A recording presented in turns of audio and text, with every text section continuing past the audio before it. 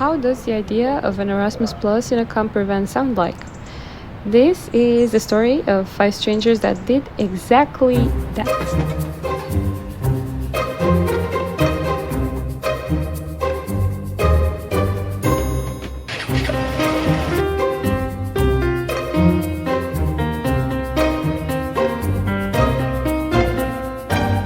Hi. Wow, I had such a good time. Miguel, this is Alex, Sandra, you, Sonia, here somewhere in my heart. So I should be honest. So, well, being the driver of this family was really nice. They were not disturbing me while I was doing my job. And we had really nice music that we could listen to and enjoy in the drive. So yeah, it was a nice experience, and I hope that this felt safe while I was driving during the whole time. So yeah. So here we have a beautiful kitchen.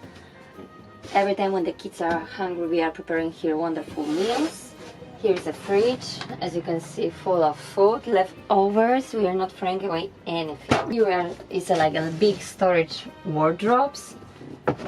Here is the wonderful luxury bed that we call it master ensuite, because you can have a sea view anytime you want, and basically you close your eyes and you imagine everything you would like to experience. Sometimes we use it, as you see, with some socks to have like good hydratants and level of how to say it, level of humid in a van. So we put socks just in case to keep the good humid. Inside you go here to the bathroom. In a moment that we need some private time, we always close ourselves for 5 minutes here inside. And this is the beautiful living room, or also call it co-working. Sometimes a lot of things are happening here, but it's also a magic place that converts to the bedroom in the evening. And here is another master ensuite that you can see with the sky view, and we really use the space with a lot of consciousness, so we rest there and we try to keep it clean, as you can see. And this is our main master place, so the driving part in a camper. Thank you very much.